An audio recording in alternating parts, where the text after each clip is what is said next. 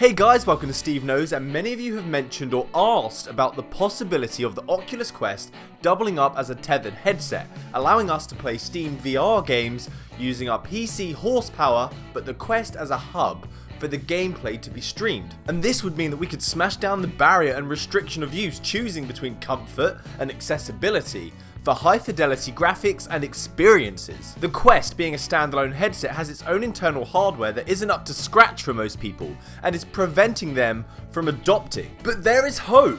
Granted, the developers have said not to expect too much, but the system hasn't even launched yet and they're already working on a way to make this possible. So let's talk about ALVR and the people behind this initiative, who they are, what they do, and what they have done. ALVR is an open source piece of software. It has its own GitHub account, so you can clone the source right now and check it out.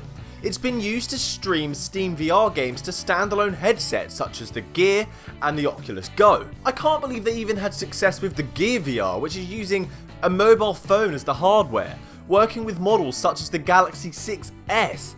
That is impressive. They have also had success with the Oculus Go, which was the predecessor of the Quest. On their GitHub here it says, beware, many games require 6 degrees of freedom, so you may not be able to play them.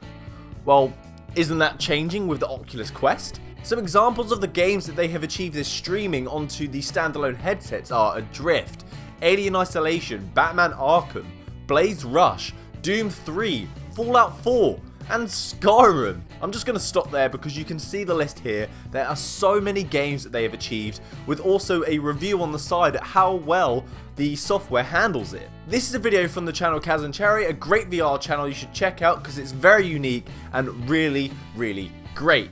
In this video they are wearing the Oculus Go, playing Elite Dangerous using ALVR and streaming from SteamVR. Just so you can see what I'm talking about whilst I am talking. It achieves this using something called asynchronous time warp, and if you're a techie, async, you're probably tired of hearing it.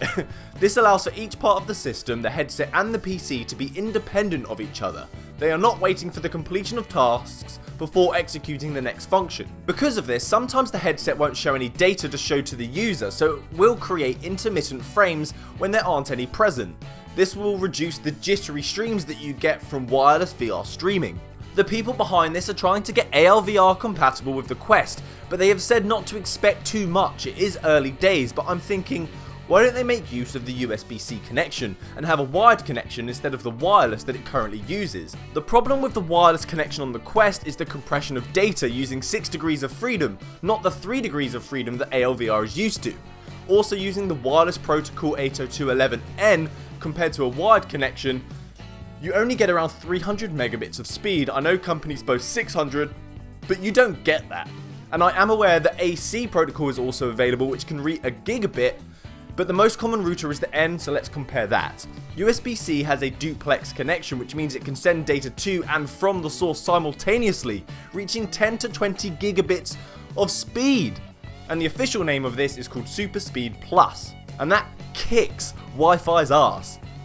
RJ45 or Ethernet even kicks Wi-Fi's ass, which is why gamers use wired connections online. Let's hope they use USB-C instead of Wi-Fi, or Oculus themselves to do this, getting rid of the Rift S and creating the first hybrid VR headset, because that is the future. Anyway guys, thanks for watching Steve Knows. I had to get this one out because I know many of us, including me, have wanted to get some news around this idea, and now knowing that there is some potential, I am over the moon. Let's just give it time.